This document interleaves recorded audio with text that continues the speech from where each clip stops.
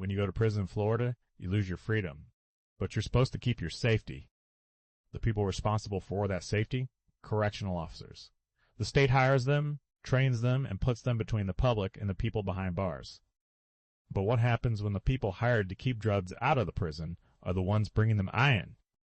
Meet Ysuna Staples and Brandi Major, both 29 years old, both arrested in July of 2024.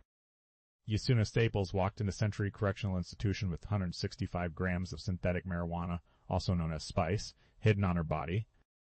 Brandi Major walked in with even more, 166 grams of methamphetamine and 269 grams of bath salts.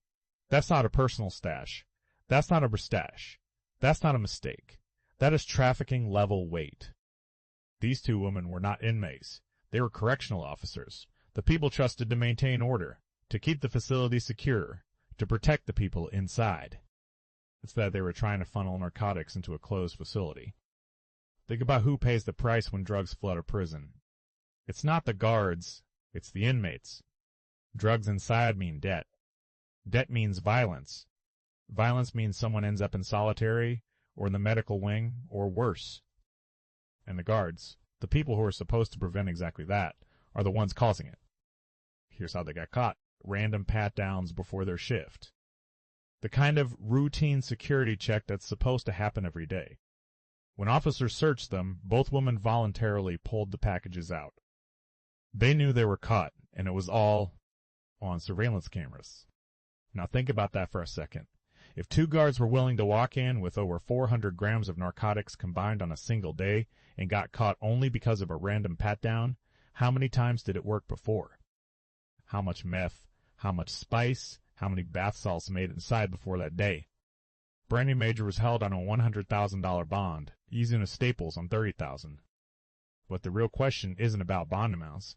It's about the system that hired them in the first place. What kind of screening process lets someone walk into a correctional facility with a quarter pound of meth strapped to their body? What kind of culture exists inside these walls where guards think the risk is worth the money? And how many more Brandi Majors and Ysuna Staples are out there right now, in uniforms, with badges, getting ready to walk through those same security checkpoints with the same intent?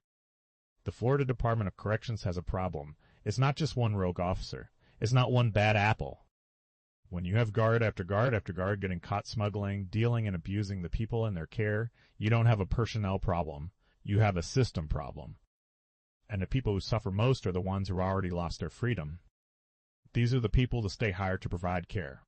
This is what they did instead. Ysuna Staples, Brandi Major, Century Correctional Institution, July 2024.